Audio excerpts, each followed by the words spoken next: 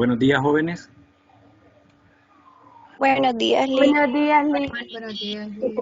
¿Qué tal? ¿Cómo han amanecido? Muy bien, ¿y usted? Bien, gracias a Dios. Bien, gracias a Dios. Aquí ya dispuesto para dar la clase. Vamos a iniciar esta mañana con dos temas, ¿verdad? El de la semana anterior, que solo hicimos la presentación. Vamos a hablar un poco acerca de las bases de la legislación salvadoreña, específicamente de la Constitución de la República. Bueno, más que todo las bases van a ser estas para poder adentrarnos en lo que es el derecho mercantil, que es lo que nos va a interesar. Y luego vamos a ver el tema ya correspondiente a la semana, ¿verdad? Este solo va a ser un tema introductorio. Luego vamos a ver propiamente el de la semana, que es nuestro segundo tema para ponernos al día. ¿Qué es lo que han logrado leer hasta ahora? ¿Qué me pueden decir de lo que ya comenzaron a leer? Y vi por ahí que ya empezaron a escribir también en el foro. Bueno, ya empezaron, ya terminaron, ¿verdad?, de escribir en el foro. ¿Qué aprendimos de eso? ¿Qué enseñanza nos dejó la Constitución? Hola, no los escucho. Ajá, ¿qué me pueden decir de esa lectura comprensiva que hicieron? ¿Cuáles derechos fueron violentados? ¿A qué se refiere la Constitución cuando habla de los derechos que tenemos como ciudadanos? ¿Cuál es el primer derecho que habla la Constitución? ¿O no leyeron? Solo leyeron copiar y pegar. Hola, hola. ¿Cuál es el primer derecho? El derecho a la vida. Derecho a la vida, sí, es verdad, es un derecho que tenemos. No dice derecho al aborto, dice derecho a la vida. En muchos países del mundo ya han legalizado el aborto, pero nuestra Constitución no habla de eso, dice derecho a vivir. Es el primer derecho fundamental.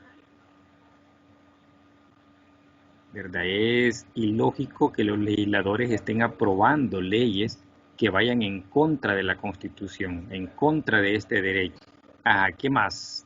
¿Qué otros derechos? Así, tal vez no en el orden que los tiene la Constitución, sino que lo que usted se recuerde, lo que se le venga a su memoria. El derecho a la libertad. Derecho a la libertad, ¿verdad? Tenemos libertad de movilizarnos y ese fue uno de los derechos que nos coartaron, uno de los derechos que nos violentaron. Ya no nos podíamos movilizar, no podíamos ir donde el compañerito, donde la compañerita, donde el novio, donde la novia, donde el amigo, donde la amiga. No nos podíamos movilizar, ni siquiera podíamos visitar a los familiares. Pero habían razones obvias por la situación en la que estábamos viviendo. Y también dentro del marco de la ley habían esas excepciones, ¿verdad? ¿Cuáles son las excepciones que menciona la ley para podernos coartar ese derecho de movilidad? O ese derecho de libertades. El estado de recesión. Ajá, estaba el estado de excepción, ¿verdad? Pero dentro del estado de excepción menciona, por decirlo así, algo legal que le permite al Estado. Los decretos, Lic. Ajá, correcto. El presidente tenía o tiene esa voluntad y eso es lo que vamos a ver en este tema, ¿verdad? Que el presidente de la República puede decretar algo y ese decreto se convierte en ley. Es decir, el decreto y la ley tienen la misma condición, ¿verdad? Los que ya comenzaron a trabajar en el ordenamiento jurídico se habrán dado cuenta de eso, que lo van a ubicar en la misma posición dentro de la organización de la jurisprudencia salvadoreña.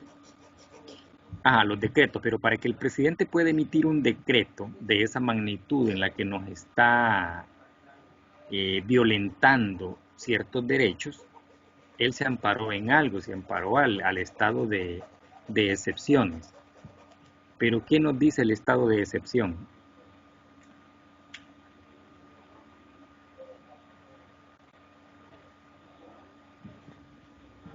¿Qué se recuerdan de lo que leyeron en el estado de, Creo que decía que o el tenía que régimen, es más que... tener un Ajá, acuerdo entre el legislativo y el ejecutivo y también no me acuerdo quién más, pero tenía que haber un acuerdo entre todos ellos. un acuerdo entre ellos, ¿verdad? Entre Debe los... haber un acuerdo, tal vez si la población se encontraba en riesgo o algo así, creo que es licenciado. Ajá, por El ahí Estado tiene que tiene ver la eso también, potestad ¿verdad? El riesgo. de coartar la libre libertad si se encuentra en riesgo la salud o la vida. Así es, correcto. Eso dice la ley. La ley nos menciona ahí, si estamos en riesgo, dice, si estamos en guerra, dice, si estamos en una situación en la que se pone en un riesgo demasiado grande nuestra vida, nuestra salud, ¿verdad? Entonces el Estado puede tomar cartas en el asunto, ¿verdad? Y coartarnos ese derecho. Es decir, la ley también le da al gobierno, al Estado, ciertas armas para poder combatir, en este caso, una pandemia, ¿verdad? Para poder combatir, por ejemplo, la delincuencia, la guerra que vivimos en un momento dado. Pero solo que cuando se dio la guerra, pues no tuvimos esas excepciones de derecho, o si se dieron como o estábamos muy jovencitos o no habíamos nacido. Bueno, éramos niños o no habíamos nacido, ¿verdad? Nacimos después de la guerra. En el caso de ustedes, ¿verdad? No estoy hablando de mi caso. En mi caso yo estaba demasiado jovencito. Entonces, hay cosas que no me recuerdo exactamente haberlas vivido. Sí las pude haber leído, pero como vivencia no las tengo. Entonces, la ley también le da esa posibilidad al Estado de poder coartarnos esos derechos. ¿Por cuánto tiempo dice la ley en el régimen de excepciones? ¿Verdad? Y eso es para no poner en riesgo la salud, no poner en riesgo la vida de los salvadoreños. ¿Cuánto tiempo le da según el régimen? 30 días. 30 días, ¿verdad? Eso es lo que dice la ley. ¿En cuánto tiempo lo hizo el gobierno?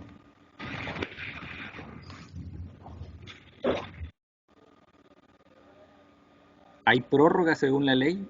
El gobierno prorrogó varias veces.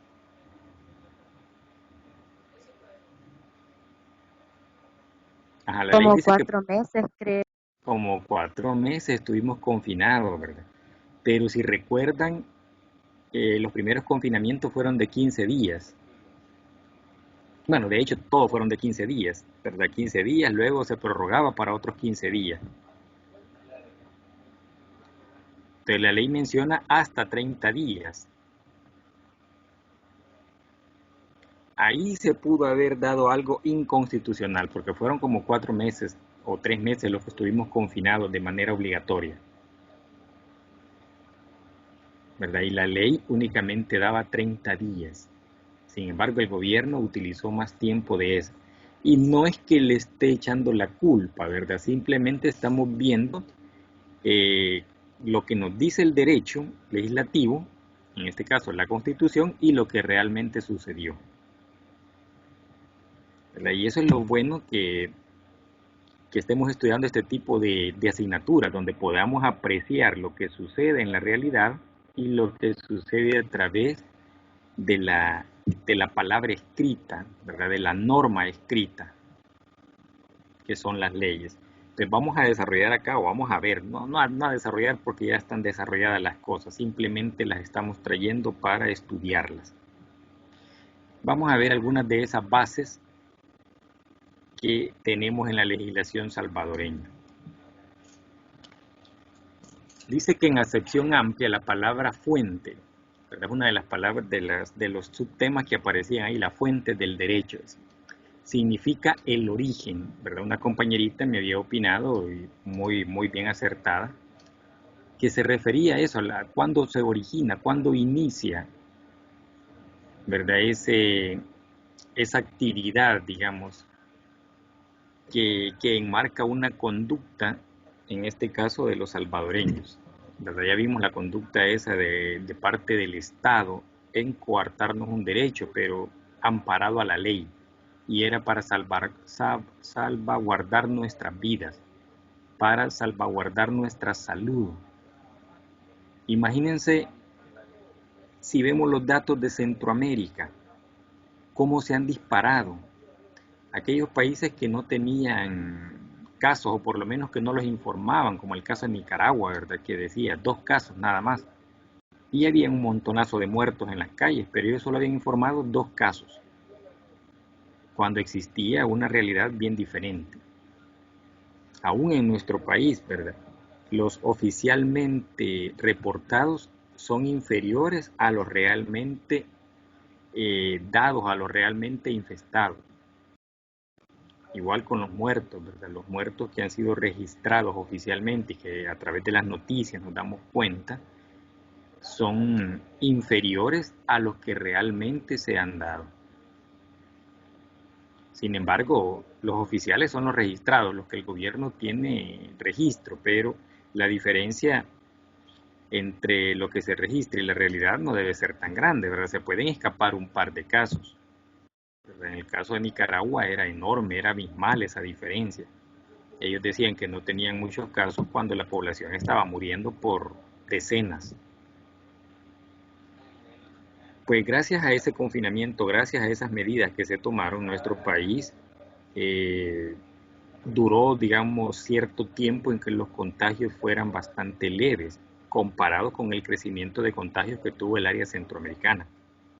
De hecho, si analizamos o vemos los casos que actualmente tenemos comparados solo con Centroamérica, no estamos representando que el primero ni el segundo lugar en cuanto a contagios, estamos como en el cuarto. Ya si lo comparamos con otros países como Brasil, Estados Unidos, híjole, el porcentaje es mínimo el que tenemos. Pero gracias a que legalmente existía ese estado de excepción que a muchos nos molestó pues estar encerrados, ¿verdad? No queríamos salir. Y de hecho en las colonias salíamos, a pesar de que a veces la policía andaba por ahí merodeando, ¿verdad?, la zona y tratando de encerrar a medio mundo que veía en la calle, o sea, de encerrarlos en sus propias casas. Pero si no hubiésemos tenido ese derecho, ese estado o ese régimen de excepción, los contagios hubieran sido mayores, hubiesen sido mucho más grandes. Sin embargo, así pues no esperábamos llegar a este nivel en el que actualmente estamos. Se aperturó el comercio, que obviamente también teníamos que hacerlo, ¿verdad? Porque si no la gente no tenía pues un ingreso para poder subsistir. Entonces era necesario la apertura del comercio. No me quejo en ese sentido porque es parte de la normalidad. El problema es que la apertura del comercio permitió que las personas se desbordaran a las calles sin los cuidados necesarios. Si ustedes ven en muchas colonias, hay infinidad de gente que ya no usa mascarilla. Y los pocos que la usamos, servimos de burla. Sin embargo, debemos seguirnos cuidando. Pero ustedes como jóvenes igual deben seguirse cuidando.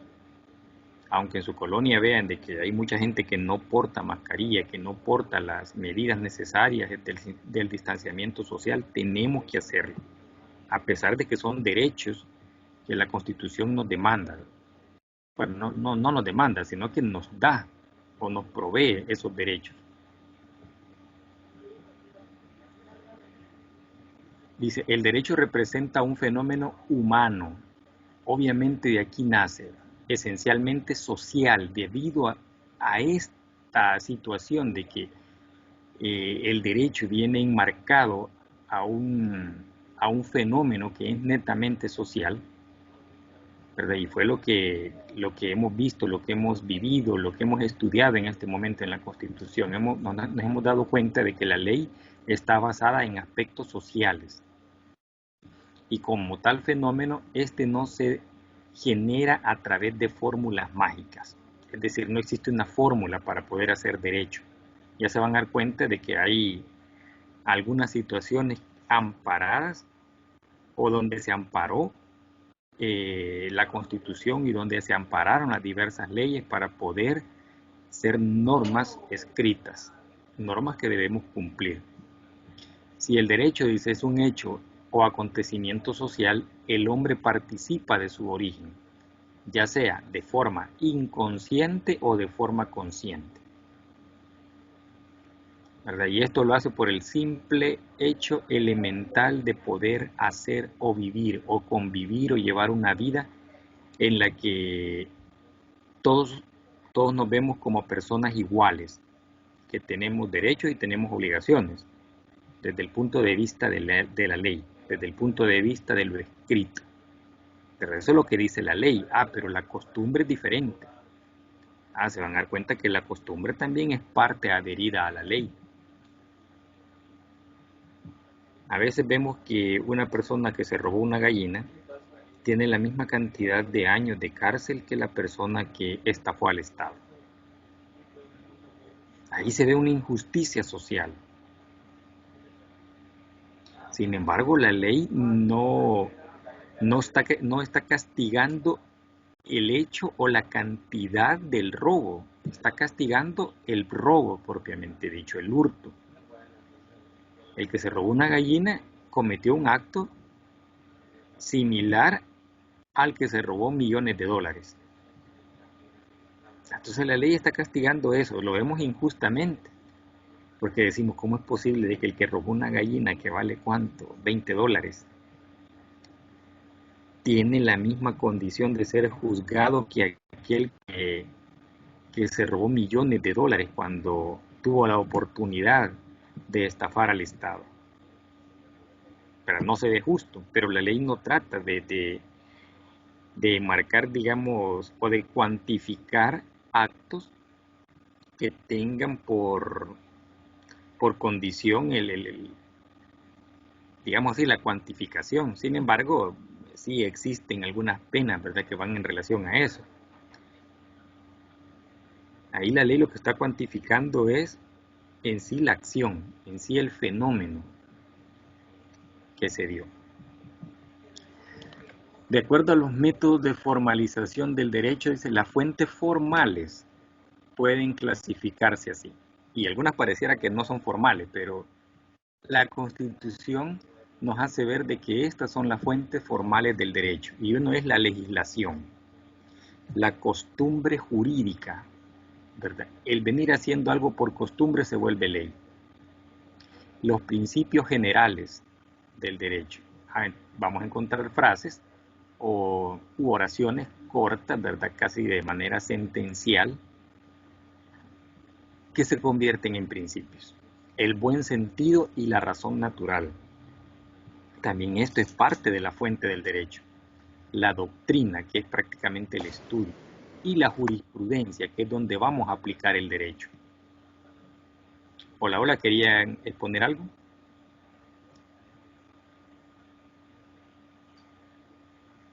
Si hay consultas, no hay problema, me pueden interrumpir en cualquier momento.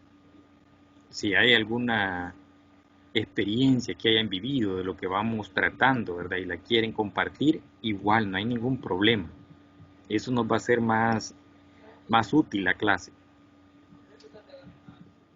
Vamos a hablar de la legislación. En nuestros días la legislación es, sin lugar a dudas, la principal fuente del derecho. Consiste en un complicado sistema o procedimiento productor de derecho en forma de leyes, ¿verdad?, es decir, en forma de documentos que están escritos. Y eso es lo que estamos trabajando en este momento, ¿verdad? Esa es la tarea que ustedes tienen. Verificar cómo está organizado este sistema de leyes, este sistema de derechos, ¿verdad?, que se hacen de manera escrita a través de las leyes. De acuerdo a la Constitución política vigente, y digo vigente porque al principio se nos decía, o hace mucho tiempo, cuando estábamos pequeñitos, ¿verdad?, y teníamos allá las clases en cuarto, quinto, sexto grado quizás, que la Constitución de la República o Carta Magna no se podía modificar. O sea, que era un documento intocable. Sin embargo, nos damos cuenta que eso no es así, ¿verdad?, que se pueden hacer correcciones, se pueden hacer modificaciones. Entonces, por eso habla de la Constitución política vigente, es decir, es la que está ahorita digamos, prevaleciendo. Tienen, dice, iniciativa de ley el presidente de la República. Y por ahí mencionaba una compañerita, a través de los decretos, decía, a través de los decretos que emitió el presidente, a través de esos decretos se dio el confinamiento. Decretos que se fueron prorrogando cada 15 días, ¿verdad? Por medio de sus ministros. Entonces cada ministro también tiene iniciativa de ley. Los diputados de la Asamblea Legislativa también tienen iniciativa de ley. Y la Corte Suprema de Justicia. ¿Dónde está esto? Es en el artículo 50 de la Constitución Política. Además, los consejos municipales. Hablamos entonces de las municipalidades, de las alcaldías. En el caso especial de la elaboración de las tarifas de arbitrios, es decir, los impuestos municipales, todo el tarifario que aparece ahí por cada municipio, ¿verdad? Donde nos cobran, por decir algo, el mercado eléctrico, el tren de aseo, ¿qué más? Los impuestos que pagamos por las empresas, ¿verdad? Hay tantos impuestos que cobra la alcaldía, según el municipio al que corresponde, son diferentes, ¿verdad? Cada alcalde de cada municipio tiene diferentes tarifas, aún dentro del municipio de San Salvador, entre una colonia, por decirlo así, y una zona marginal, las tarifas son diferentes, son totalmente distintas. Entonces, esto dice de acuerdo al artículo 105, inciso tercero, siempre de la Constitución de la República. Entonces, ellos son los que tienen iniciativa de ley, son los que pueden hacerle modificaciones o promulgar una ley, ¿verdad? O generar un decreto. La costumbre jurídica. La costumbre consiste, desde cierto punto de vista, en una especie de práctica, es decir, lo que venimos haciendo, ¿verdad? Cómo lo estamos haciendo, eso se convierte ya en una ley. Imagínense quién diría de que pasáramos de clases presenciales a clases virtuales. O sea, todos ustedes cuando se inscribieron en la universidad hace 2 años, hace año y medio, se inscribieron en una modalidad diferente a la que estamos desarrollando en este momento. Y no es por costumbre, aquí fuimos obligados, ¿verdad? Pero en este momento ya nos acostumbramos. Ya utilizamos medios que antes no teníamos idea de cómo se utilizaban. Algunos teníamos cierta práctica, ¿verdad? Hacíamos algunos pininos en cuanto al uso de modalidad virtual, pero no todos estábamos preparados para esta condición. De repente, este fenómeno, ¿verdad?, humano, social, nos hizo cambiar nuestra vida. Y ahora nos vemos acá obligados a trabajar desde nuestras casas, a preparar clases para poder emitirlas a través de una plataforma. Igual de parte de ustedes, ¿verdad?, estar en sus casitas recibiendo una clase. Hasta cierto punto se puede decir cómodos, pero algunos dirán, bueno, hay clases o hay asignaturas que sí las podemos recibir de manera virtual porque tienen mucha teoría, y aquellas que son prácticas como por ejemplo matemática, contabilidad, ¿verdad? Aún esas asignaturas se dan de manera virtual. Tal vez nos preguntábamos, ¿y cómo es que aprende el joven que se inscribió en modalidad virtual? ¿Verdad? Qué difícil estar detrás de una computadora viendo cómo le explican un ejercicio de matemática, un ejercicio de contabilidad. Sin embargo, ya lo hicimos, ya lo vivimos. Y no es costumbre jurídica, es la misma costumbre que nos llevó a que se convirtiera en una ley, ¿verdad? En una forma de vivir, en una forma de convivir. En ese sentido, dice, la costumbre representa una serie de modos o formas de exteriorizar la conducta. O sea, nuestra conducta ahora está amarrada a este tipo de situaciones que vamos viviendo. Escuchamos que en muchas partes del mundo se dice que ya nada volverá a ser igual como antes. Obviamente vamos cambiando, el mundo es cambiante. Lo único que no cambia es que todo cambia.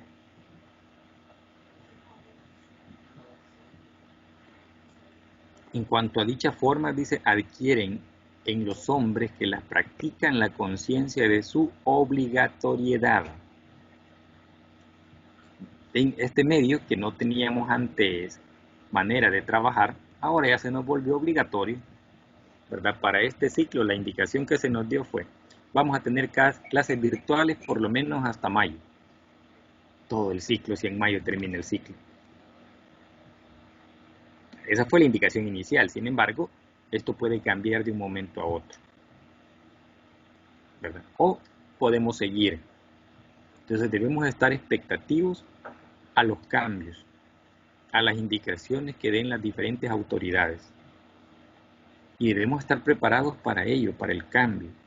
No debemos ser personas que estamos aferradas a algo sin que esto cambie. De hecho, en la vida, pues todo cambia. Como les dije, lo único que no cambia es que todo cambie.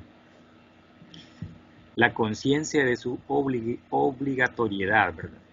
Entonces se convierte de simple uso en costumbre jurídica. Es decir, una costumbre que por el simple hecho de venir haciendo las cosas ya se convierte en parte de nuestras vidas.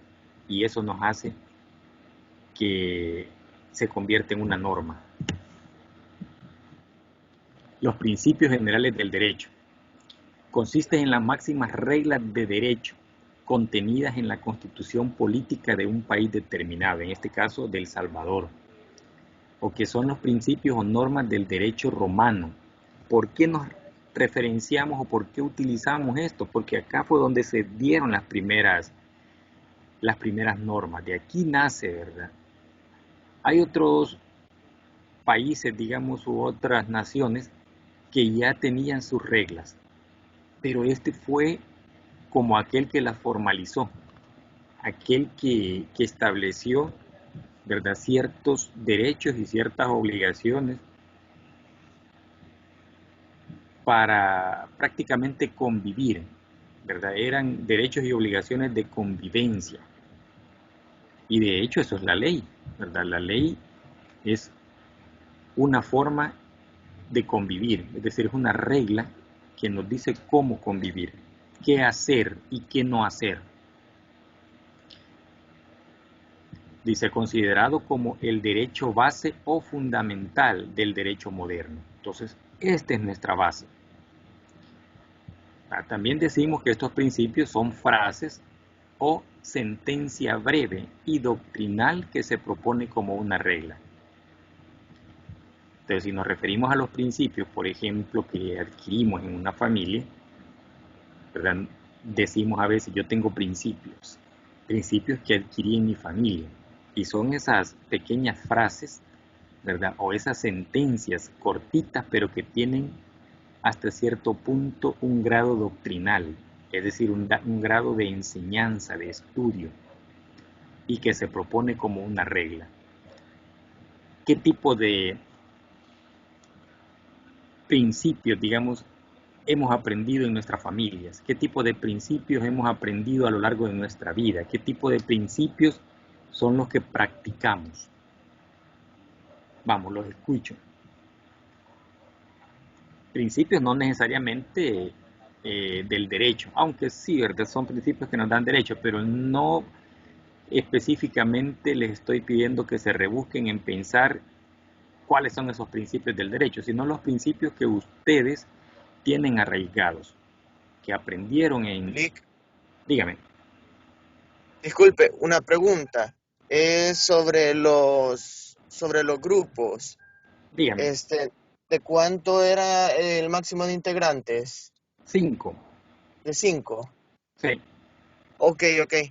Gracias. Pero si hay uno más, uno menos, no me da problema. Nick a nosotros nos dijo que podía ser grupo de 6 o 7. 7. Sí, Bueno. la No hay clase problema. pasada nos dijo. Yo les mencioné uno más y uno menos, pero igual, si tienen 7, no vamos a dejar a esa persona ahí en el aire volando, ¿verdad? Ok. Lo importante es que todos trabajen. Ok, muchas gracias, Lick. A la orden. Bueno, díganme entonces, ¿qué principios son los que ustedes practican?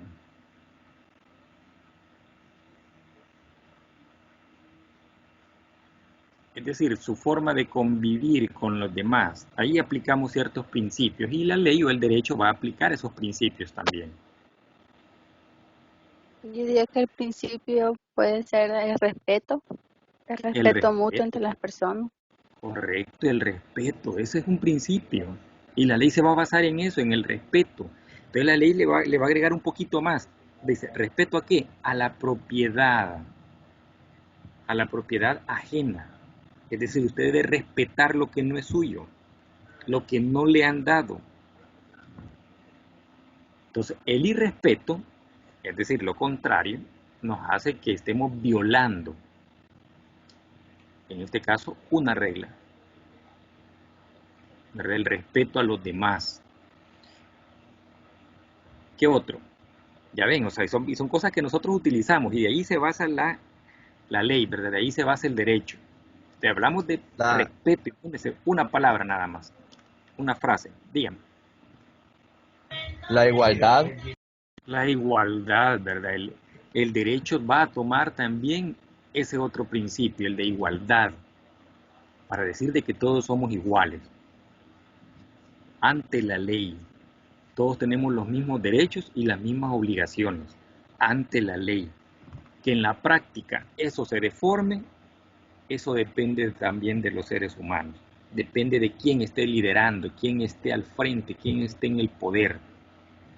Pero la ley no dice eso, la palabra escrita dice lo contrario, que todos somos iguales ante la ley. Y eso dice la Constitución de la República, la igualdad. ¿Qué otro principio? Muy bien, gracias por sus participaciones. La empatía, La empatía, sí. sí.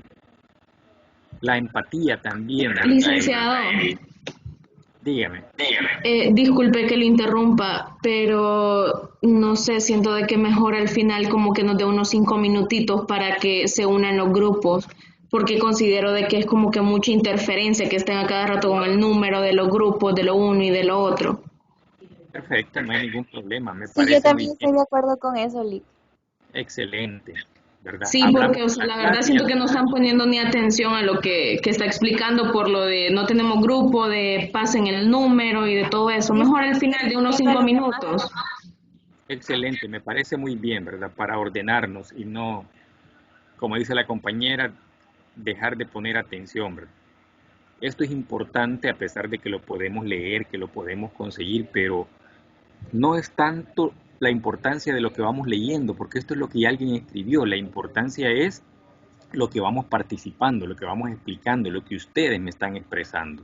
Ahí estriba la importancia, no lo que está aquí, porque esta letra de una u otra manera pues está escrita en algo, ¿verdad? Que tal vez le dimos un toque diferente, es probable.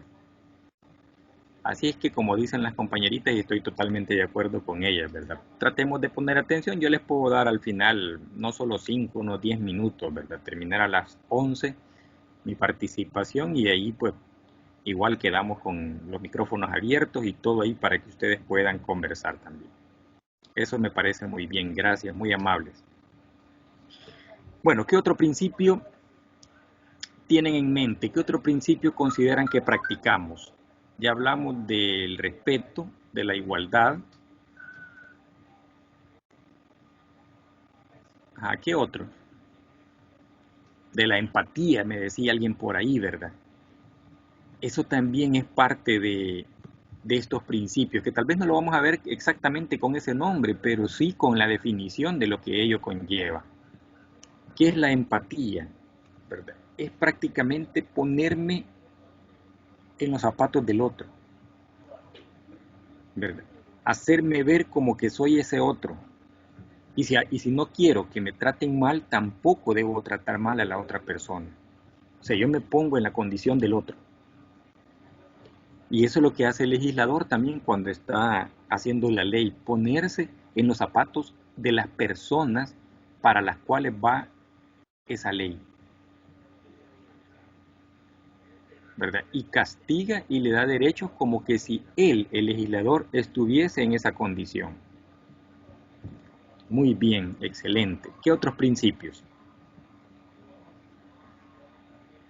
Así de los que convivimos día a día. Y La ahí lealtad puede ser, Expresarnos libremente. la lealtad, ¿verdad? La forma de cómo expresarnos, dice el compañero, ¿verdad? Pero ahí lo vamos a ver como el derecho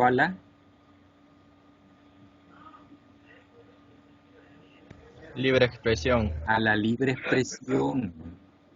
Así es, ¿verdad? Tenemos una libre expresión. Así como yo les pido participación a ustedes y debo respetar, ¿verdad? Esas participaciones, ya sea que sean correctas o estén equivocadas, igual debo respetarlas. Si es incorrecto, con mucho respeto debo de expresar, ¿verdad? Que está equivocado, pero debo explicar cuál es la razón correcta o cómo debe desarrollarse de manera correcta, sin que la otra persona se moleste, ¿verdad? En este caso, eso hablamos en la primera sesión, ¿verdad? Vamos a respetar las participaciones, vamos a respetarnos entre nosotros.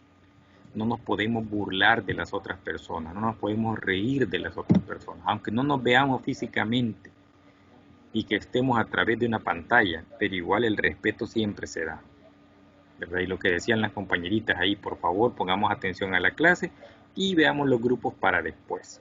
De hecho, yo en el foro, ¿verdad? Que les emití ahí, podían expresar ustedes ese tipo de situaciones. Alguien me escribió, ¿verdad? No al correo, sino a la mensajería de la plataforma. Cuando ustedes me escriben, esos mensajes son privados, ¿verdad? El compañerito que escribió estaba ahí como saludando a todos los compañeros y a mí. Ese mensaje solo me cae a mí. No es como en los foros sí pueden leerlos todos. La mensajería, esa es más privada, ¿verdad? Esto por aquello de que quieran comunicarse con el resto de personas. Bueno, ¿qué otro principio? La lealtad, decíamos por ahí también, ¿verdad? Sí, debemos ser leales a algo, a alguien. La no discriminación o la inclusión. Correcto, miren qué importante eso, la no discriminación, ¿verdad? Y la inclusión, son dos cosas diferentes, pero que las dos conllevan a una condición bastante humana, se puede decir.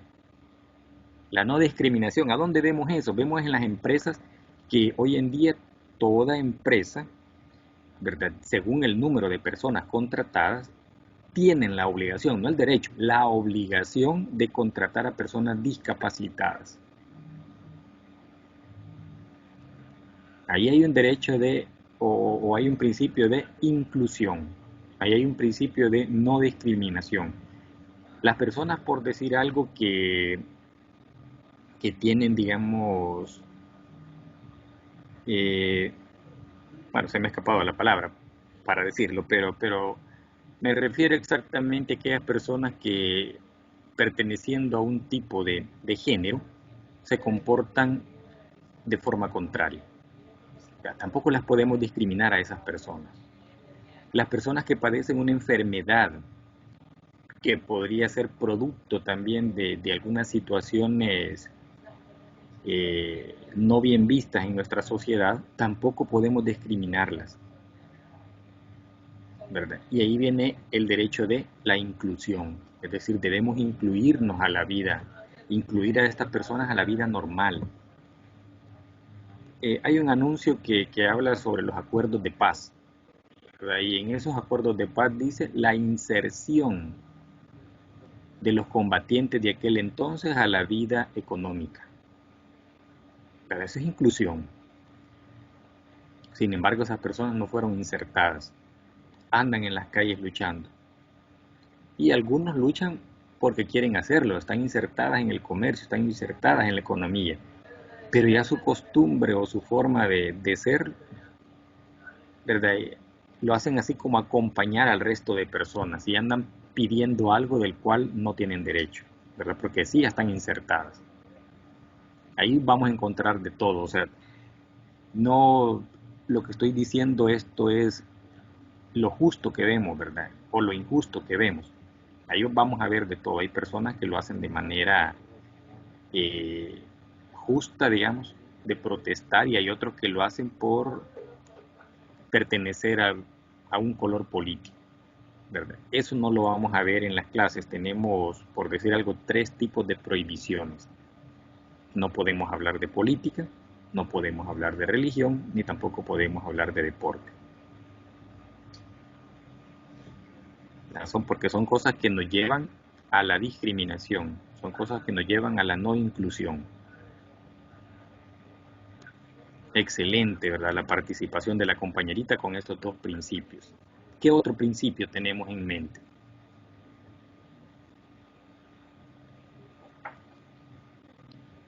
Ya ven cómo van saliendo las... La libertad de pensamiento.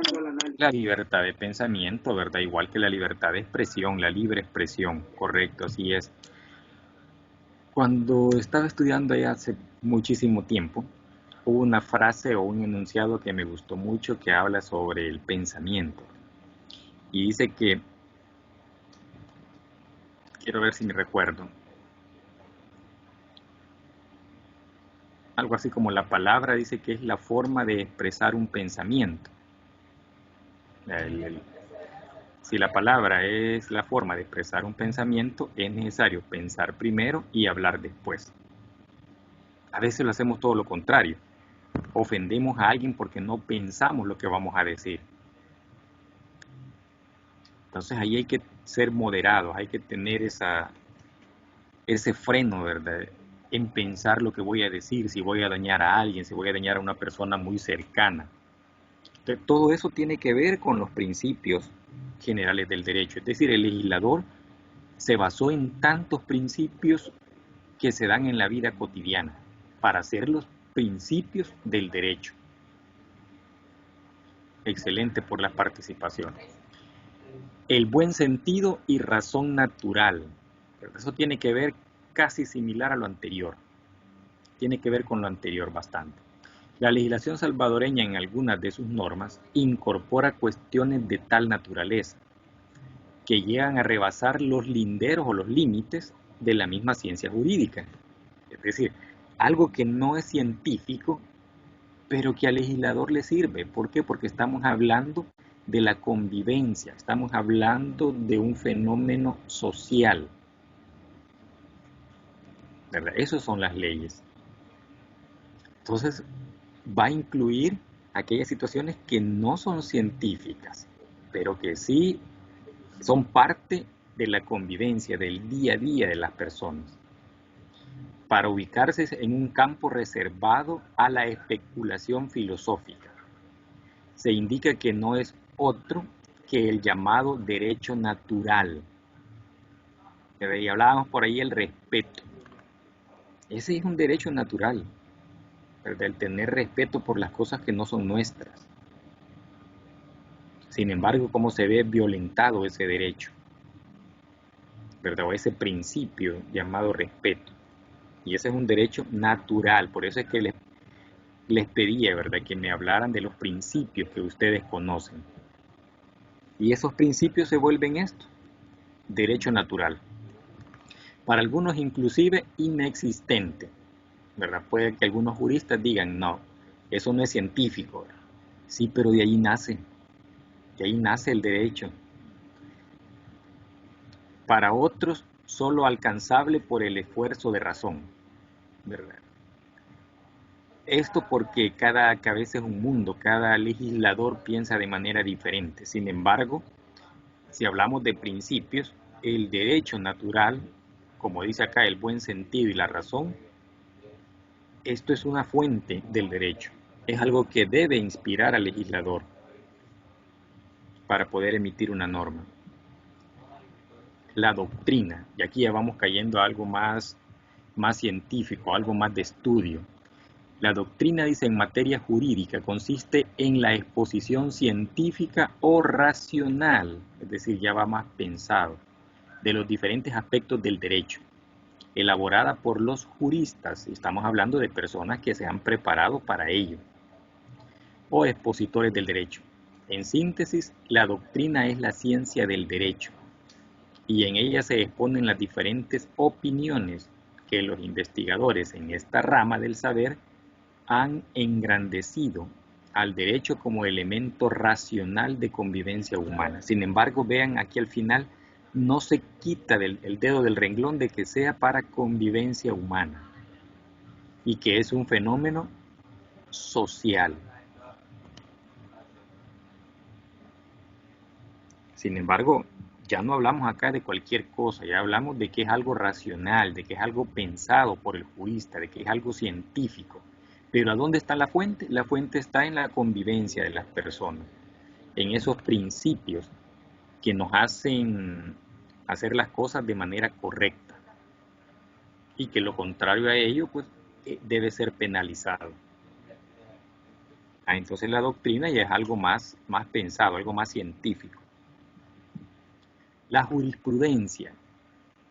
El concepto de jurisprudencia ha sido empleado por lo menos en 3 sentidos o en 3 condiciones o acepciones diferentes, como sinónimo de filosofía del derecho, que tiene por objeto el estudio de los conceptos universales del derecho y sus principios fundamentales. Ven que aquí toca 2 cosas bien importantes. Dice el concepto universal de derecho y principios fundamentales, que son todos los que ustedes me dijeron. Y el derecho universal tiene que ver con esos principios, ¿verdad? De ahí parte. ¿Y por qué se llamará jurisprudencia? ¿Alguien me puede ayudar? Ya vimos que en el caso de la doctrina es la ciencia del derecho, o es el derecho ya de una manera pensada, de una manera razonada. Ahora venimos y hablamos de jurisprudencia. ¿A qué se refiere eso?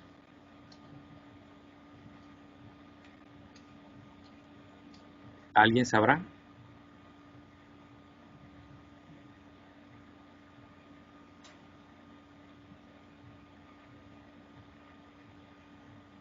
En el punto 2 dice como ciencia del derecho, es decir, equivale al estudio científico del derecho, como objeto especial de investigación en los diferentes aspectos de la realidad. Pero ¿de cuál realidad? ¿De dónde estamos hablando? Eso tiene que ver con esto, con la jurisprudencia, como sinónimo de los fallos o decisiones de los tribunales, en ocasión de los cuales los jueces exponen sus opiniones en relación a las situaciones que concretamente resuelven. ¿A dónde lo resuelven? Entonces eso tiene que ver con esto. ¿Por qué le llamamos jurisprudencia? ¿A qué nos referimos?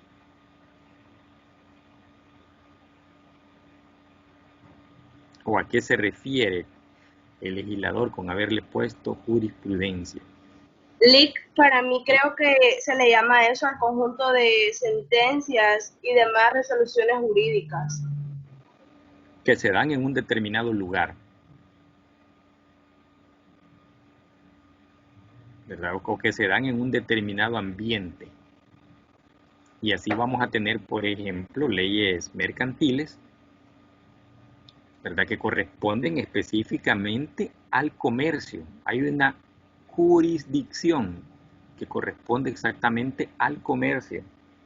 Vamos a ver también que hay leyes penales que corresponden exclusivamente a esa parte, así como dijo la compañerita, ¿verdad? Que es un conjunto de situaciones que se van engranando, digamos, en un solo ambiente.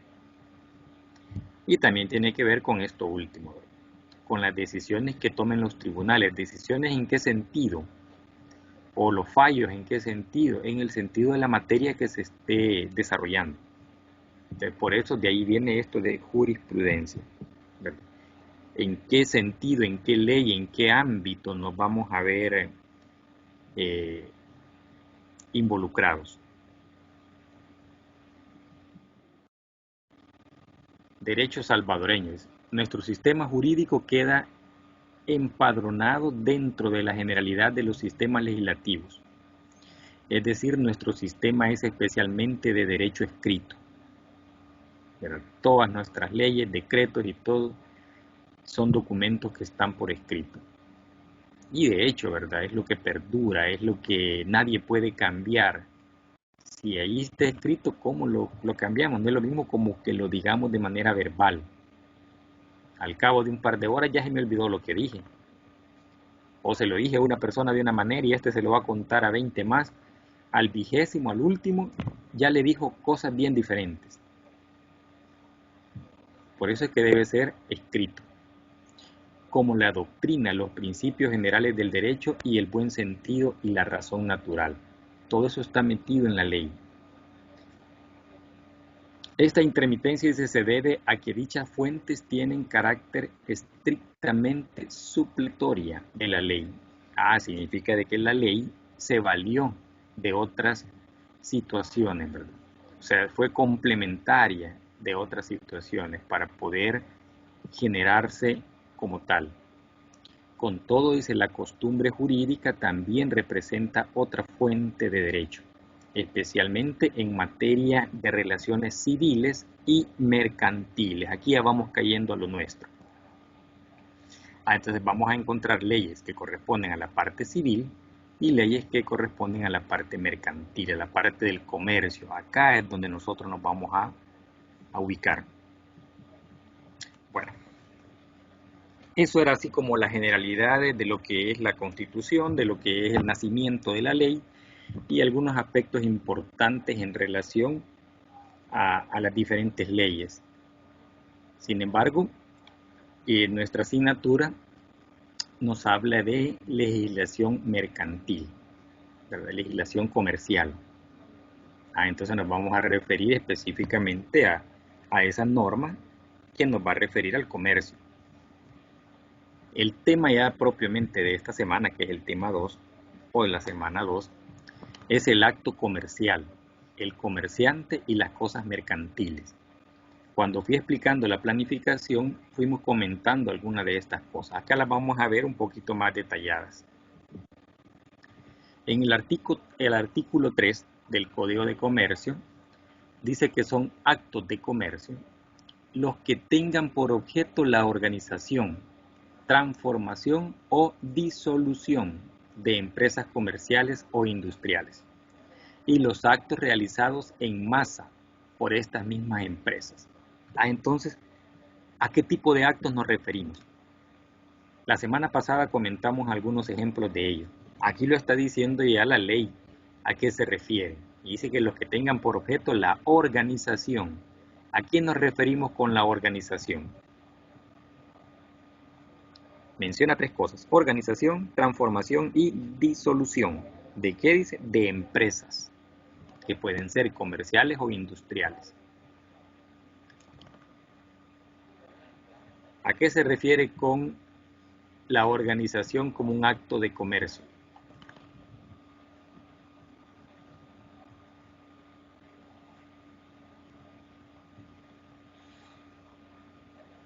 Recuerdan que en la primera sesión dijimos, ¿verdad? No solo hablo yo, hablamos todos, expresamos todos nuestra opinión y no tengamos miedo de hablar. Cualquier cosa que se nos venga a la mente en relación al tema que estamos tratando, ¿verdad? Y la queremos expresar, expresémosla. Obviamente los demás. Dígame. En la organización podría referirse como la conformación de una empresa. Correcto, es la conformación de una empresa. Estamos creando una empresa.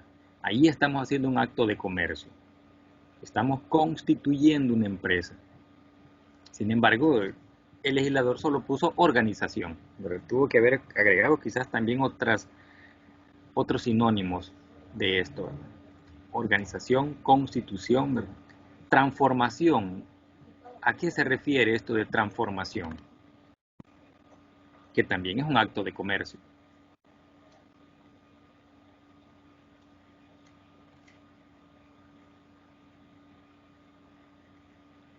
¿Qué es la transformación? Ya llevaron, bueno, no creo quizás, porque no solo es para contadores la asignatura, es para administradores también, ¿verdad? Pero hay una materia para los contadores que se llama contabilidad de sociedades. Y ahí se ve bastante este término de transformación, disolución. Pero ¿a qué creen que se refiere la transformación de una empresa?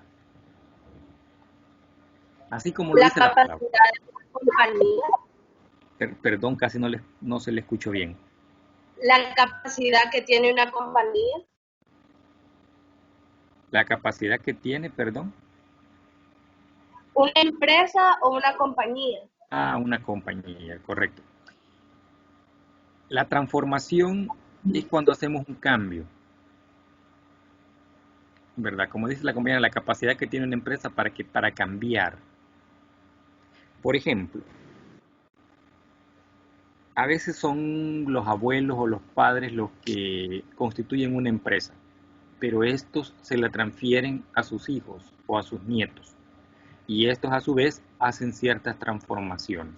Ese es un acto de comercio, es decir, una modificación al pacto social de la constitución de una empresa. Si una empresa se iba a dedicar, por decir algo, a una actividad económica, pero cuando es transferida, ¿verdad?, a otra, esta la cambia o agrega una actividad más y ya se dedica a 2 o 3 o más actividades. Ahí estamos haciendo un acto de comercio también. Y la disolución es cuando hacemos que una empresa desaparezca por diversas razones. Pero ya no queremos seguir con el negocio, la empresa está generando pérdidas desde hace varios años y ya se perdió más de las 3/4 partes del capital social, entonces la empresa ya no puede seguir y se declara en quiebra. Los socios ya no pueden seguir, por decir algo, trabajando juntos, hay mucha discrepancia entre ellos y toman la decisión de disolver la empresa. También este es un acto de comercio, la disolución de empresas. Y dice aquí comerciales o industriales. Le faltó agregar las de servicio. Sin embargo, el legislador lo pensó. En las mismas comerciales van las de servicio, ¿verdad? A veces tenemos que interpretar lo que quiso decir el legislador, lo que pensó él, tal vez no lo pensó así, pero nosotros así lo interpretamos. Y eso se llama interpretación de la ley. El querer saber o el querer, digamos, adivinar lo que pensó el legislador. Y los actos realizados en masa, ¿cuáles? La semana pasada me pusieron algunos ejemplos de estos actos que las empresas realizan en masa. ¿Qué actos? Y esos son actos de comercio.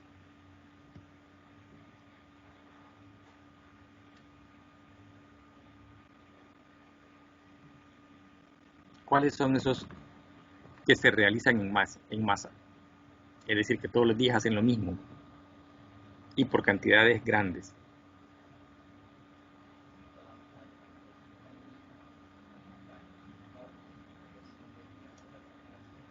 Esas son las ventas. Según la actividad económica de una empresa, todos los días genera ventas. Entonces son actos que se generan en masa, porque todos los días hace lo mismo, todos los días vende ese producto o esos productos. Esos son actos de comercio. Me mencionaron la semana pasada que la compra-venta era un acto de comercio, y es cierto. Son estas operaciones que se realizan en masa. 2. Los actos que recaigan sobre las cosas mercantiles también son actos de comercio. Que recaigan sobre las cosas mercantiles. Vamos a ver más adelante cuáles son esas cosas mercantiles.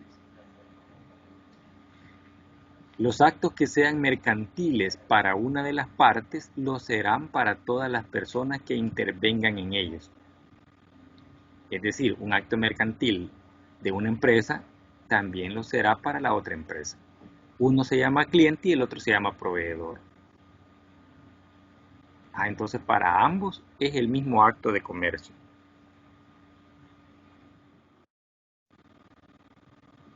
El comercio es una de las actividades económicas más viejas y clásicas que practica la humanidad, para lograr de ella un rédito. ¿Qué es esto de rédito?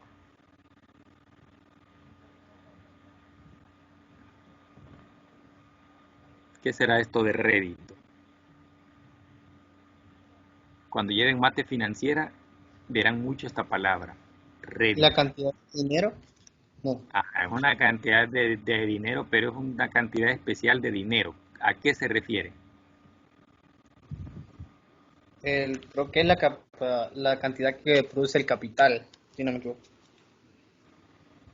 O sea, Es algo que me generó el capital. Me generó el ajá, capital, el rédito. Entonces, ¿de qué estamos hablando? básicamente, o sea, día a día. Es la utilidad que genera. Es la utilidad, correcto, así es, ¿verdad? Es la utilidad que genera. Así como dijo el compañerito, el capital puesto a trabajar, eso me va a generar un rédito. Y la compañerita lo afirmó diciendo, es la utilidad. Así en pocas palabras.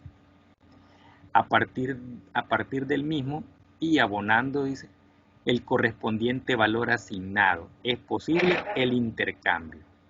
Es decir, la compra-venta es lo que estamos desarrollando. Acá vemos una imagen donde vemos que hay un comercio, pero es un comercio informal. Sin embargo, eso no quita de que sea comercio. Sigue siendo comercio. Los actos de comercio se ven acá, sí se ven, se logran apreciar. Aunque no sea formal, ¿verdad? Se logran apreciar los actos de comercio.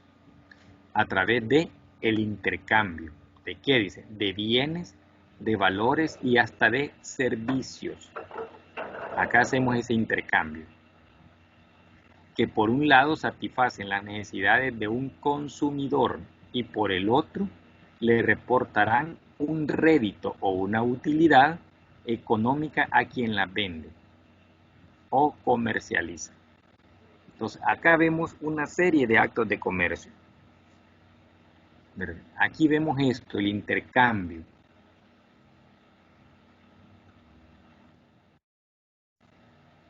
El acto de comercio también. Algunos ejemplos sobre los actos de comercio. Adquisición, dice, por compra de vivienda, compra de automóviles. Adquisición de compra de vivienda, dijimos, compra de automóviles, acciones dentro de una empresa, venta de acciones luego de haberlas adquirido a precios menores o inclusive al mismo precio o a un precio mayor. Alquileres de inmuebles, alquileres de trajes. Estos pueden ser trajes de novia, vestidos de graduación, etc. Operaciones que se realizan en la banca, como la apertura de cuentas, depósitos a plazo, entre otros. La compra y la venta de artículos como muebles para el hogar, línea blanca, entre otros. Los servicios de mantenimiento, adquisición de aparatos electrónicos como los celulares, televisores, cocinas, venta de terreno y alquiler de locales. Estos son algunos de los ejemplos de los actos de comercio. Ustedes me mencionaron la clase anterior o la sesión anterior, otros. A estos nos referimos cuando hablamos de los actos de comercio, es decir, son todas aquellas operaciones que se realizan entre dos o más personas y que tienen por objeto transferir algo. ¿Verdad? Transferir algo con el propósito de obtener una utilidad. ¿Qué otros actos de comercio ustedes conocen? O si recuerdan de los que mencionaron en la clase anterior. Acá están algunos ejemplos. Y de estos hay muchos. ¿Qué otros actos de comercio conocen?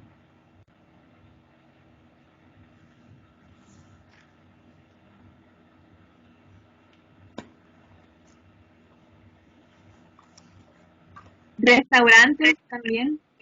Restaurantes, ¿verdad? Correcto. Ahí se dan actos de comercio. Cuando uno va a un lugar de estos y adquiere alimentos. ¿Qué otros? Gracias. ¿Alquiler de inmuebles? Alquiler de inmuebles, ¿verdad? Perfecto. Aquí mencionaba adquisición y alquiler de locales, ¿verdad? Es correcto, el alquiler de inmuebles. ¿Qué más? Las compras en un centro comercial. Compras en un centro comercial, ¿verdad? Alguien también me decía las compras en el supermercado, me decía en la semana anterior. Así es, en los centros comerciales ahí nos damos cuenta de que existe una cantidad de comercio bastante variada. Y ahí se dan mucho los actos comerciales. ¿Qué más?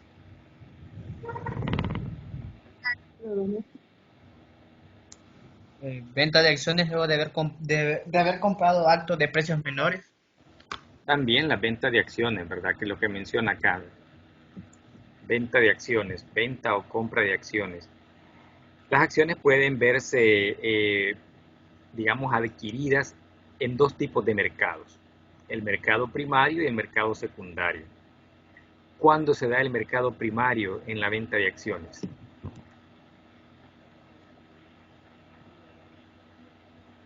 ¿Alguien sabe eso? ¿Y cuál es el mercado secundario? Ambos mercados son para venta de acciones.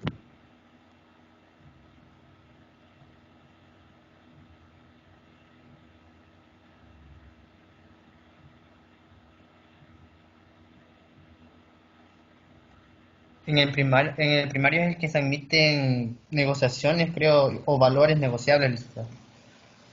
Cuando son emitidos por primera vez, ¿verdad? Por una empresa.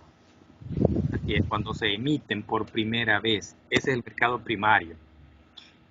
Entonces el mercado secundario va a ser cuando ya esos títulos, valores están en circulación. Es decir, ya están en el mercado. Ya tienen un dueño y este dueño se los vende a otro. Ese es el mercado secundario. El primario es cuando por primera vez la empresa los emite. ¿Qué otro acto de comercio podemos visualizar en nuestro ambiente? Los servicios de transporte. El transporte, ¿verdad? Correcto. Y vemos que hay diversos tipos de servicios de transporte. Y todos son transportes colectivos, ¿verdad? Vemos el transporte colectivo de pasajeros comunes, el transporte colectivo de estudiantes, el transporte colectivo de una empresa en particular, ¿verdad? Diversos servicios de transporte y todo eso son actos comerciales. ¿Qué otros? También las universidades, licenciadas, que dan el servicio a ayudarlas a enseñar a los alumnos. Correcto, es un comercio, ¿verdad? Quieras o no, hay una venta de, por decirlo ahí, de enseñanza, ¿no? Un servicio de enseñanza. Y ustedes como adquirentes del servicio, ¿verdad? Son los que pagan o los que compran ese servicio. Ahí es un acto de comercio. Los hospitales, las farmacias y las Oh, clínicas. imagínense todo lo que es salud, todo el sistema de salud, ¿verdad? Es correcto, así es, hospitales, clínicas, farmacias.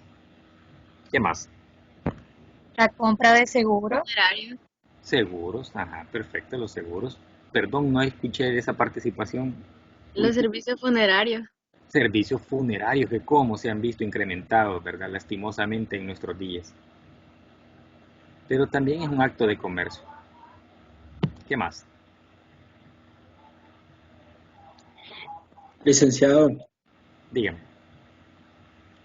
también un acto comercial puede ser también informal, como por ejemplo con los vendedores ambulantes. Sí, de hecho, ahí hay actos de comercio. Eso les mencionaba cuando vimos la imagen anterior.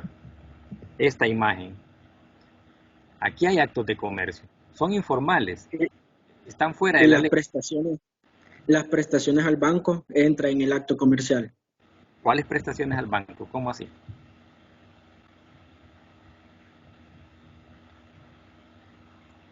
Por ahí vimos la apertura de cuentas, los depósitos a plazo. La apertura de cuentas de diferentes tipos de cuentas, cuentas de ahorro, cuentas corrientes. Esos sí son actos de comercio. Sí, a eso me refería. Sí. Es perfecto. Tal vez la palabra prestación no me quedó clara, pero sí. Es correcto. Bueno. Es correcto. También son actos de comercio. Las transferencias bancarias.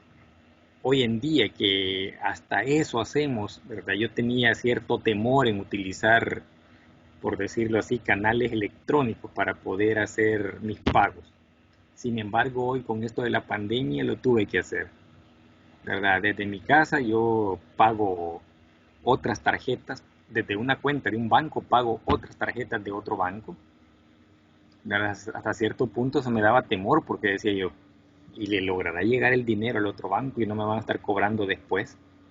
Pero no todo se da tan normal, ¿verdad? Como que usted saliera de su casa, llevar el dinero e hiciera el pago, ¿verdad? Igual los pagos de los servicios, teléfono, energía eléctrica, agua, todo eso a través de medios electrónicos, y esos son actos de comercio. Bienes raíces. Bienes raíces también, ¿verdad? Excelente, es un acto de comercio. ¿Qué otro? Las empresas que prestan sus servicios en logística. En logística también, ¿verdad? Esos que llevan paquetes y que traen paquetes también, ¿verdad?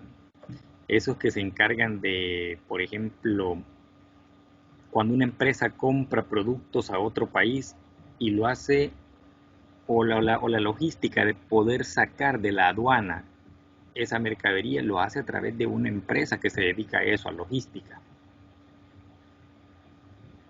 A veces no lo puede hacer directamente el empresario que hace la compra, tiene que contratar los servicios de una empresa de logística. También ahí hay actos de comercio. Vamos a hablar un poco ahora del comerciante, ¿verdad? Porque el tiempo también va avanzando. Dice artículo 2 del Código de Comercio, son comerciantes. 1. Las personas naturales titulares de una empresa mercantil. Vean que aquí ya no se refiere al comercio informal. Sin embargo, ya también habían actos de comercio. Pero aquí dice que el comerciante que va a reconocer la ley son 2. 1. Las personas naturales titulares, dueñas de una empresa mercantil. Y a eso le va a llamar, dice, comerciantes individuales. Las sociedades, a esto le va a llamar comerciante social. Se presumirá legalmente que se ejerce el comercio cuando se haga publicidad y al respecto o cuando se abra un establecimiento mercantil donde se atienda al público. Es decir, la ley, con esto que ella vea, la ley presume legalmente que se ejerce el comercio y por ende hay que inscribirse en las diferentes instancias, es decir, tiene que legalizarse. La ley está presumiendo esto. Si usted le da publicidad a sus productos y está atendiendo público en un establecimiento que ha aperturado para esa actividad, debe formalizarse. Si no, le va a caer una multa. Los comerciantes informales, esos se escapan de la ley. Hasta ahí no ha llegado todavía la ley a regular a esos comerciantes. O sea, la ley dice, va a presumir que se hace publicidad. Se supone que ellos no lo hacen. Que si tienen un establecimiento, ellos no lo tienen, ellos trabajan en la calle. ¿Verdad? A través de champitas que han hecho, pero no es un establecimiento formal. Entonces ahí se escapan de la ley. Los extranjeros y las sociedades constituidas con arreglo a leyes extranjeras podrán ejercer el comercio en El Salvador con sujeción a las disposiciones de este código. Es decir, fueron empresas que han sido constituidas en otro país, pero si vienen a ejercer el comercio acá, tienen que remitirse al Código de Comercio, tienen que remitirse a leyes salvadoreñas. ¿Verdad? Y dice acá, y demás leyes de la República. Aunque sus empresas hayan sido constituidas en otro país, pero si tienen una filial en nuestro país, deben regirse por las leyes de este país. Pagar impuestos como lo indica este país. El comercio es una parte importante del motor económico de una sociedad, ¿verdad? Y por esa razón es que se ha dado la apertura del comercio, después de haber tenido un confinamiento. Lastimosamente los casos se dispararon, y se dispararon porque no hacemos caso de los sistemas de bioseguridad. Todos participamos de ella, dice, en alguna medida, vendiendo o comprando productos o servicios. Y eso es cierto, ¿verdad? Todos participamos de esa actividad. De ahí que las leyes también regulan este aspecto definido. ¿Quiénes son comerciantes ante la ley? Dice el artículo 2 del Código de Comercio en El Salvador que los comerciantes se agrupan en dos conjuntos. Un grupo que incluye a los comerciantes individuales y el otro los comerciantes sociales, ¿verdad? Eso habíamos visto en la lámina anterior. Los comerciantes individuales son todas las personas naturales, no necesita tener una escritura pública del establecimiento que ha aperturado. Basta con ser persona natural, es decir, personas de carne y hueso que poseen una empresa mercantil con arreglo a la ley. Los estados financieros que estos comerciantes individuales emitan tendrán en su encabezado el nombre del comerciante. Las facturas que estos comerciantes emitan, aun siendo facturas legales, tendrán en el encabezado el nombre del comerciante, porque son comerciantes individuales. Otro grupo dice que incluye a los comerciantes sociales. La ley menciona en el Código de Comercio, en el artículo 17, en el segundo inciso, que una sociedad es el ente jurídico resultante de un contrato solemne celebrado entre dos, miren, dos o más personas. Con dos personas que se pongan de acuerdo en formar una sociedad, ya se pueden inscribir como tal, como una sociedad de personas, que estipulan poner en común bienes o industria, con la finalidad de repartir entre sí los beneficios, es decir, de repartirse entre ellos las utilidades. Entonces el Código de Comercio únicamente reconoce al comerciante individual y el comerciante social como comerciantes. Por ejemplo, dice acá, Juan tiene una empresa que se dedica al transporte de mercadería en camiones. Ese es otro tipo de actos de comercio, el servicio de transporte no de personas, sino de mercadería. El nombre de su empresa es Juan Veloz Transportes. ¿Ven? Debe incluir su nombre en la empresa. Juan es el único dueño de la empresa ante la ley. Por tanto, es clasificado como un comerciante individual. Así lo va a reconocer la ley. Y así le va a exigir la ley como comerciante individual. Sin embargo, dice, Pedro, Matías, Beatriz, Elmer, José, Rosa, Edwin y Amelia, un montonazo, están asociados y formaron una empresa que se dedica a producir prendas de vestir. Todos ellos formaron una sociedad llamada Capas, SADCB. Aquí no se le exige que incluya el nombre. Sin embargo, vamos a ver más adelante, cuando veamos las sociedades, que algún tipo de sociedad sí le va a exigir la ley que escriba las siglas o que cree su nombre con las siglas de uno o varios de sus asociados. Pero ahí nos vamos a referir a un tipo de sociedad en particular. Acá la ley lo que me está diciendo es que no es necesario de que vayan los nombres de ellos para que la sociedad tenga un nombre. Y debe incluirse, dice, las siglas. Acá hemos colocado, o se ha colocado, un tipo de sociedad. Vamos a ver alrededor de 7 tipos. Y esta es la sociedad anónima. Dice acá SADCB, Sociedad Anónima de Capital Variable. En este caso, la ley reconoce a la sociedad como un comerciante social. Vamos a hablar de las cosas mercantiles, ya que los comerciantes, pues solo tenemos esos dos tipos de comerciantes que la ley reconoce. En el artículo 5, siempre del Código de Comercio, nos dice que las cosas mercantiles son 1. Las empresas de carácter lucrativo y sus elementos esenciales. ¿Cuáles serán esos elementos esenciales que tiene la empresa? Ya los mencionamos en la clase anterior cuando estábamos haciendo el recorrido por todos los temas. ¿Cuáles serán esos elementos esenciales de una empresa? Y esos son cosas mercantiles. También lo son los distintivos mercantiles y las patentes. Recuerdan que alguien por allá me dijo que las patentes también. Esas son cosas mercantiles. Y 3, los títulos valores. También son cosas mercantiles. Aunque más adelante vamos a ver un tema exclusivo de los títulos valores. Entonces, esas 3 cosas se le va a llamar cosas mercantiles. Las empresas, los distintivos mercantiles y las patentes y los títulos valores. Pero volvemos a la pregunta, ¿cuáles son esos elementos esenciales de una empresa? Y dice que están nombrados en el artículo 557 de la ley. Alguien me preguntó por ahí el ciclo pasado con esta misma materia. Mire, estamos hablando aquí del artículo 5 y ahora ya nos pasó a hablar del artículo 557. Tenemos que leer estos 500 artículos. No necesariamente los vamos a leer para llegar a este.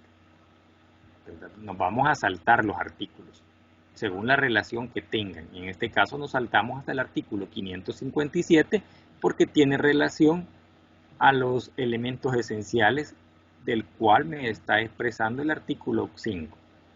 No es que tengo que leerlos todos para llegar a este. Obviamente, si tenemos el tiempo, hagámoslo.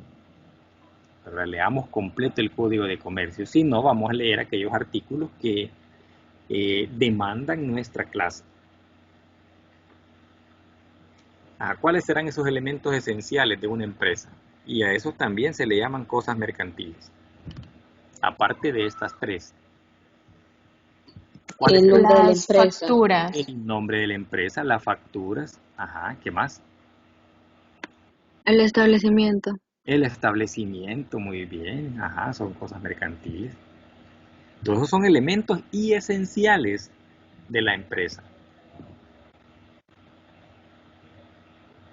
Artículo 6 dice, solamente puede ejercer el pequeño comercio, mire, el pequeño comercio y la pequeña industria, los salvadoreños por nacimiento, hablamos del comerciante individual, y los centroamericanos naturales, quienes tendrán derecho a la protección y asistencia técnica del Estado.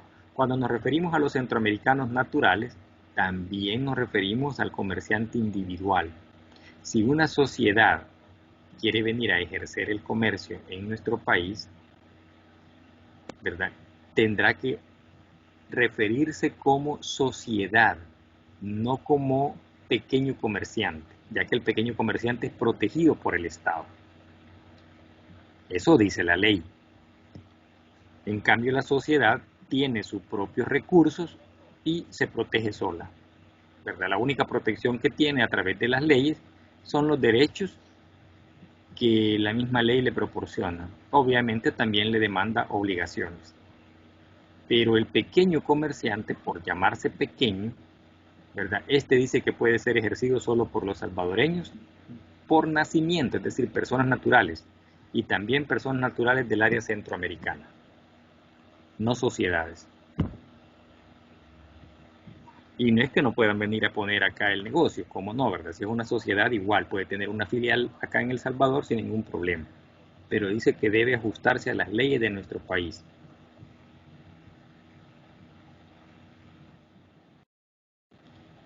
Las cosas mercantiles, dice, las cosas accidentalmente mercantiles. ¿Cuáles serán esas? Dice, aquellas que son mientras son objeto de relación jurídico-mercantil y dejan de serlo cuando cesan de estar afectadas por tales relaciones. ¿A qué nos referimos? Y también le vamos a llamar cosas mercantiles.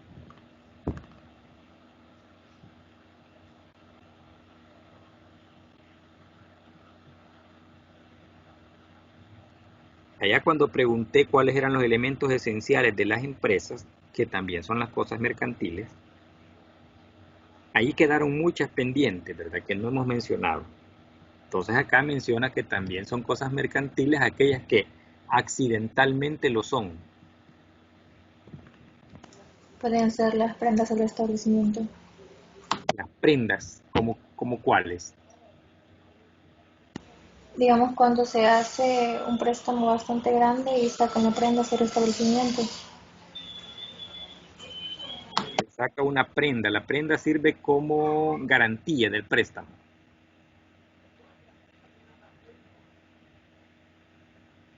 Entonces los préstamos también entrarían en esas cosas. Sí, pero alguien por ahí, o no sé si fue usted misma, que me dijo la prenda de ese préstamo, es decir, la garantía del préstamo. Si es la garantía, esa es una cosa accidentalmente mercantil. ¿Por qué? Porque va a durar mientras el préstamo esté vigente. Usted cancela el préstamo y deja de ser una cosa mercantil. Entonces, esas son las accidentalmente cosas mercantiles, es decir, aquellas que van a durar el tiempo que dure la relación jurídico-mercantil entre dos personas. Para el caso de los préstamos. Para el caso de los préstamos, la cosa mercantil podría ser la garantía que se emita como tal. O sea, si firmamos, por ejemplo, dos personas, es decir, un endosatario o una persona que firme a ruego del banco para que me respalde, digamos, como deudor. En otras palabras, un fiador. El documento que firme este fiador, ese documento se convierte en una cosa accidentalmente mercantil, porque solo va a durar mientras dure la vigencia del crédito. Una vez el crédito esté cancelado, esa cosa mercantil deja de serlo, deja de ser mercantil. Pero ¿qué otras cosas son accidentalmente mercantiles y que son esenciales para la empresa? Ya dijimos acá la garantía, pero la garantía de un préstamo es correcta. Una hipoteca, por ejemplo, de un préstamo es una cosa accidentalmente mercantil. Va a durar mientras dure el crédito hipotecario.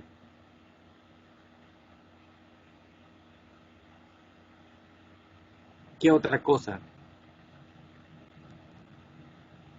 Y la respuesta está aquí más abajo, ¿verdad? Pero no la he descubierto para que nosotros vayamos entendiendo el tema.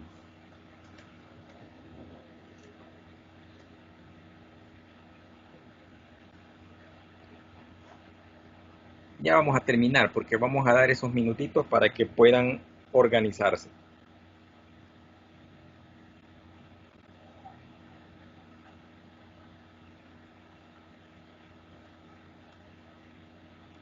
¿Qué otras cosas habrán que concluyan o que tengan por concepto esto que destaca, que dice, aquellas que son mientras son objeto de una relación? Y esa relación no es cualquier relación, es una relación jurídico-mercantil. Es decir, hay un documento de por medio que amarra esas operaciones. Ya mencionamos. Puede ser cuando uno adquiere un seguro para un vehículo. También, ¿verdad? El seguro, el documento que me da la aseguradora cuando pagamos la prima. Esa también es una cosa. Un contrato, correcto. Ese contrato es una cosa accidentalmente mercantil.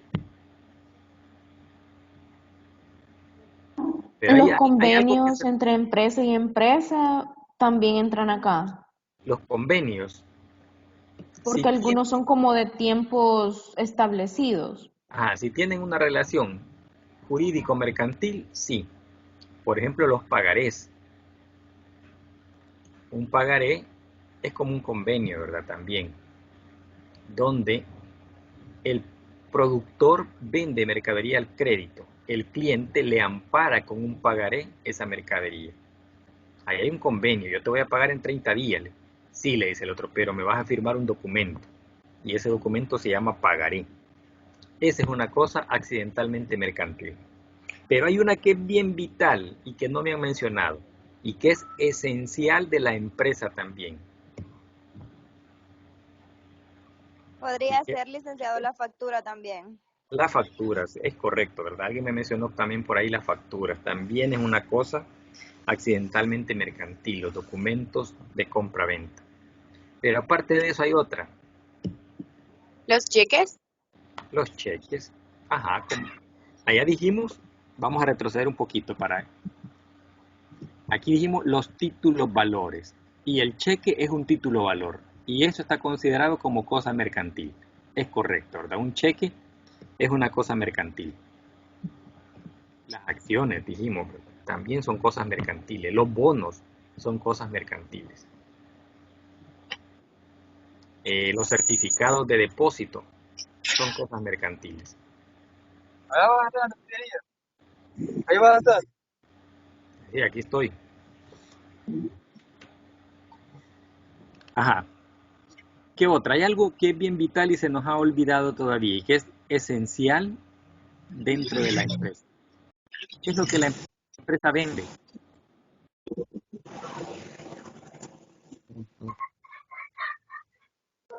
La marca. La marca. Podría ser, ¿verdad? Las marcas también. Allá vimos que las patentes también son cosas mercantiles. La marca es cosa mercantil. El nombre de la empresa es cosa mercantil. Pero aparte de la marca, ¿qué más vende la empresa? Y es cierto, tiene toda la razón, ¿verdad? La marca. A veces compramos marca más que el producto. Queremos utilizar una camisa de vestir, pero no quiero cualquier camisa de vestir, quiero una de determinada marca, ¿verdad? Y me voy a marcas con precios altísimos. Entonces, no estoy comprando en sí la camisa me va a funcionar cualquiera que sea.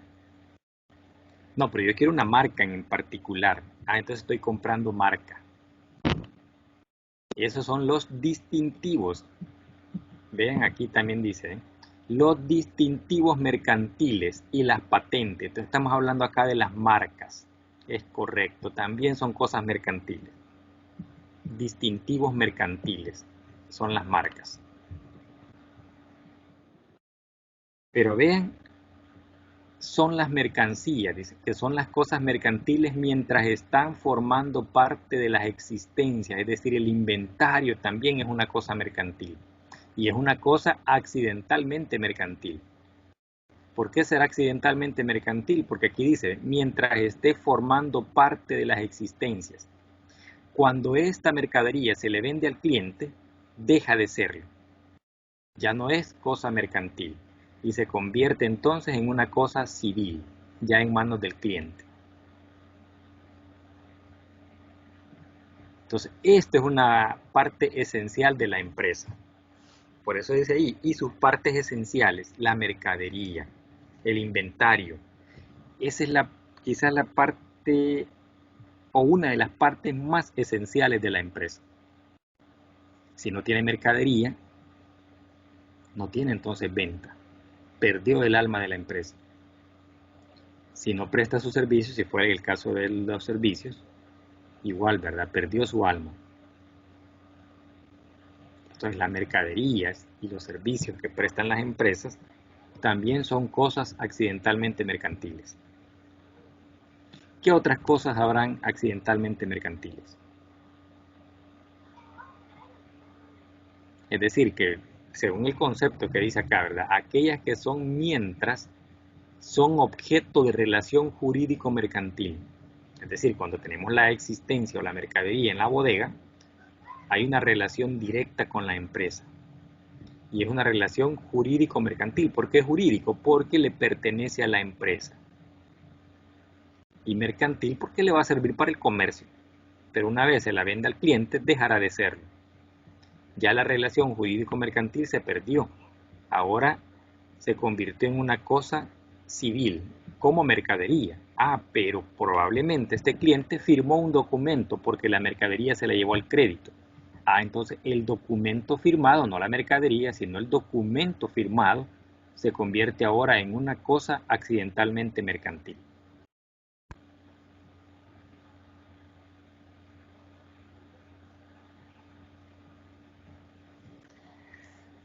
¿Qué otras cosas mercantiles conocemos y que son esenciales para la empresa? O que no sean esenciales, pero pueden ser cosas mercantiles.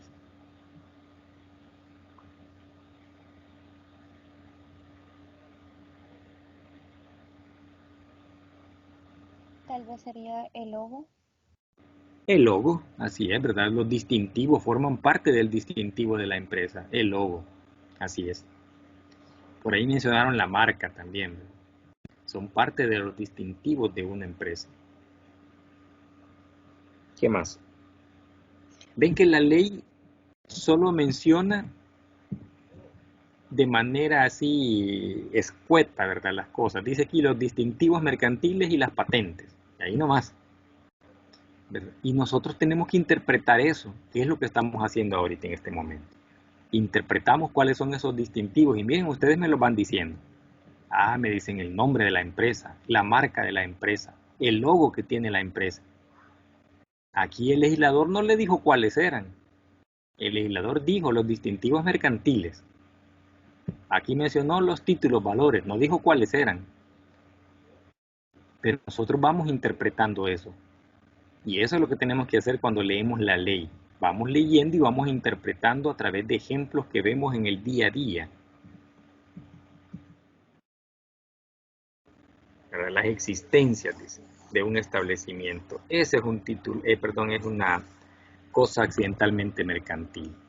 ¿Qué otras conocemos? Puede ser también mobiliario, su mobiliario y equipo o maquinaria. Es correcto, ¿verdad? Esas son las partes esenciales de una empresa. Y dice que son cosas mercantiles. Dice, y sus elementos esenciales. La maquinaria, si la empresa es productora, sin la maquinaria no produce. Entonces es una parte esencial. Y a eso le llaman cosas mercantiles. ¿Por qué? Porque sirve para poder fabricar los productos que más adelante va a vender la empresa.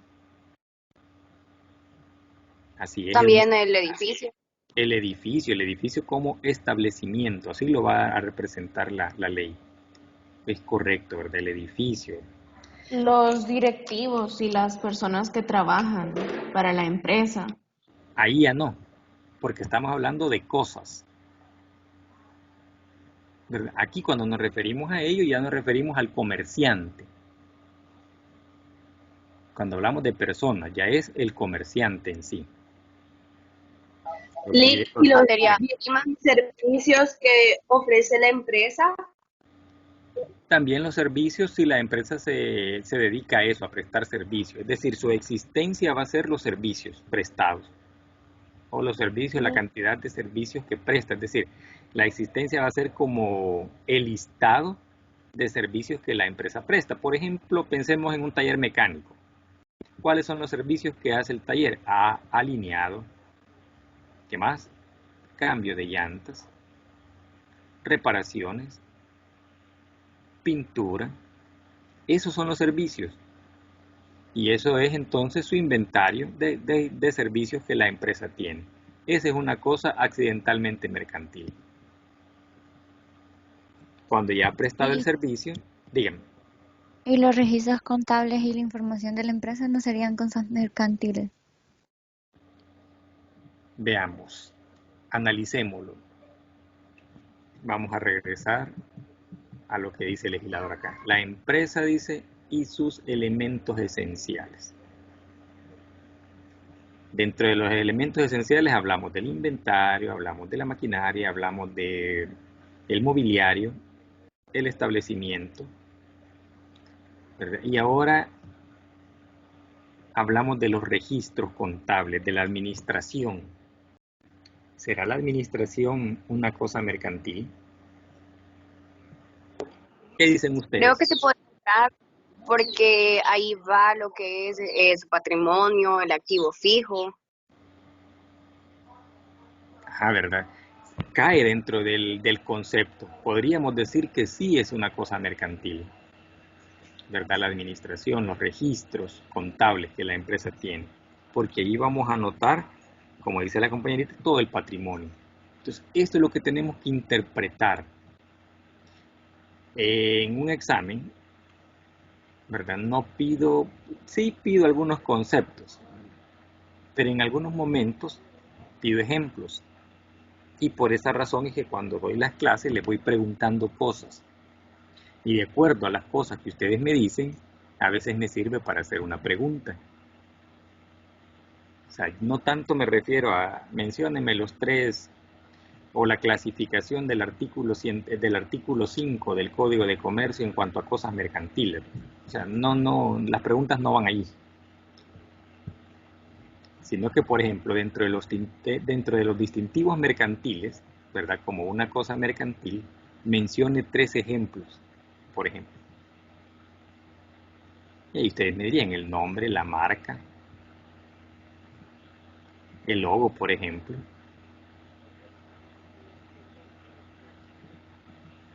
¿Verdad? Así a veces se hacen algunas preguntas. Y lo menciono porque a veces después de un examen dice, mire, pero es que eso no dijo o no lo vimos así en la clase, ¿verdad? Sí lo vimos así porque estamos haciendo ejemplos. Podemos preguntar también ejemplos. Cuando veamos ejercicios, ¿verdad? Yo voy explicando, por decir algo, una temática y de repente de esa temática puede salir un ejercicio. Entonces pensemos también que pueden hacer. En esta primera parte no, porque es más teórica, ¿verdad? Estamos adentrándonos a la ley. Pero va a llegar un momento dado en el que habrán enunciados de la ley que promueve que hagamos un cálculo. Entonces ahí va a ser necesario hacer ejercicios. Bueno, son las 12:58. Dijimos que íbamos a terminar a la 1 para que nos quedaran 10 minutos, ¿verdad?, disponibles para poder discutir eso de los equipos de trabajo. Bueno, no sé si habrán consultas en este minuto y medio o 2 minutos que tenemos. Lick, yo tengo una pregunta. Dígame. Respecto que nos ha publicado para subir una tarea, ¿la tarea exactamente de qué va a ser? La tarea es sobre el ordenamiento jurídico. Aquí está, dice evaluación 1. Esto lo tienen ahí en la plataforma, se llama planificación. Está en el encabezado, en la entrada. Y aquí dice ordenamiento jurídico en El Salvador. ¿Cómo está ordenado todo el sistema jurídico de nuestro país? Partiendo a la cabeza con la Constitución. Esta que está aquí dice equipos de 3, pero este de 3 es para el otro grupo, el grupo que veo el sábado, porque ya son menos personas, solo son 18 personas. En el caso de ustedes son un montonazo, por eso les he permitido que sean 5. Más, dice, un foro que estuvo disponible la semana pasada. Todavía está disponible, no lo he cerrado, ahí está.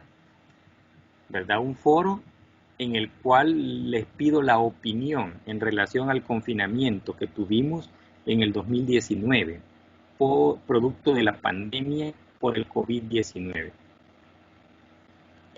Lick, ¿iba a haber una fecha de cierre del límite del foro? Pues yo les había dicho toda la semana, todavía está abierto, ¿verdad? Podemos seguir, comentando. Quizás podría dejar como límite esta otra semana, fíjense, el día 31 de enero, que es cuando entreguemos la tarea, para aquellos que no han participado en el foro.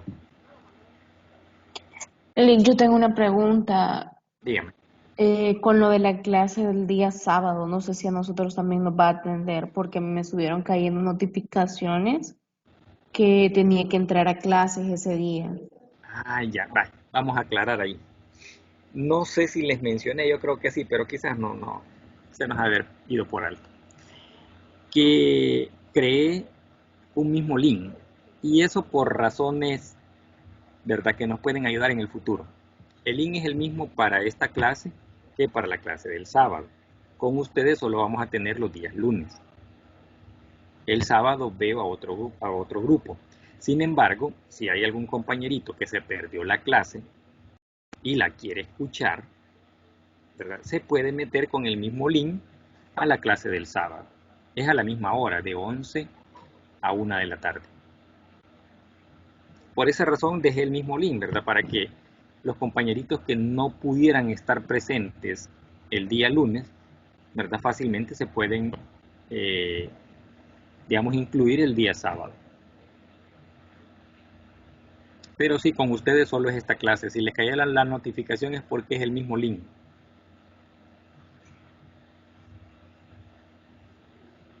Bueno, tenemos ahí la 1:02.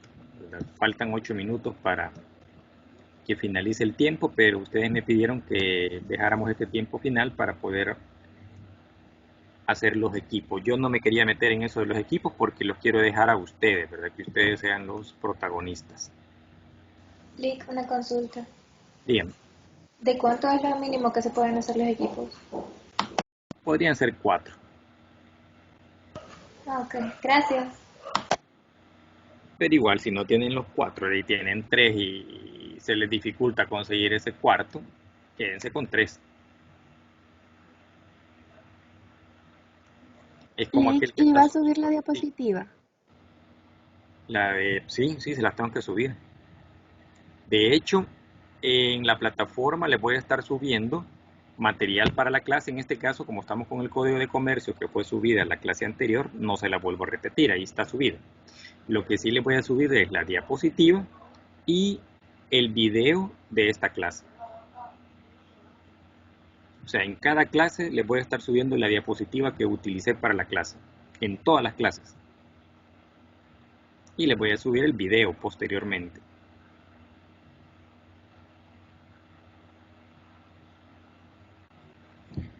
Bueno, ahí queda entonces disponible para que se organicen, ¿verdad? Con los equipitos. Pueden mandar todos los chats que quieran, ¿verdad? De hecho, el link está abierto. Yo me imagino que pueden utilizarlo también en cualquier momento para poder organizarse. Pero ahorita que están la mayoría conectados, podrían perfectamente ponerse de acuerdo. Hay alrededor de 53 personas, dice. Claro, incluyéndome a mí, o sea, hay 52 estudiantes. Dígame. Dale. Bueno. Dale. Podemos levantar la manito también. Aquí aparece una mano. Usted levanta la mano y para darle la palabra. O todos quieren hablar al mismo tiempo. Fíjense que nuestro compañero Salvador Alexander estuvo conectado en la clase, pero él entró a trabajar a la 1. Entonces dijo que le pidiéramos permiso, que ya se había salido los últimos minutos. No hay problema. Lick, dígame. Mire, como le había comentado que usted nos había dicho en la sesión pasada que se podía de 6 a 7 lo máximo, mi grupo es de 7 y mi compañero nos está preguntando si entonces se va a poder o se tiene que salir. No sé qué nos va a decir usted. Si ya están los 7, quédense los 7, ¿verdad? No vamos a sacar a nadie. Muchas gracias, Lick. A la orden. En eso es lo que yo puedo participar, ¿verdad? Ya en cómo se organicen ustedes, ahí sí ya no, porque ustedes lo hacen por afinidad, sí se conocen algunos, ¿verdad? Hoy sí, Lick. Bueno, no sé si es solo pregunta mía o de los demás, pero realmente no, a muchos de mis compañeros y amigos no nos ha quedado muy claro de qué se trata la tarea. O sea, sí nos dijo que era ordenamiento jurídico, pero no sé si usted va a subir una guía como de las partes que quiere o algo así. Sí, se la voy a subir ahora, hoy por la noche. Realmente no es una tarea complicada. Bueno, podría ser complicada en el sentido de que debo saber exactamente qué es eso de ordenamiento jurídico. La ley lo identifica como hermenéutica, ¿verdad? Pero para no mencionar palabras rebuscadas que la ley tiene, lo hacemos como ordenamiento jurídico. Lo que quiero es un organigrama de cómo está constituida nuestra legislación salvadoreña, partiendo de la Constitución, es decir, la Constitución va a ser la primera que vamos a ubicar, y ahí de la Constitución hacia abajo. Lick, yo siento que mejor no suba la guía de cómo quiere el trabajo, porque muchos compañeros se están perdiendo.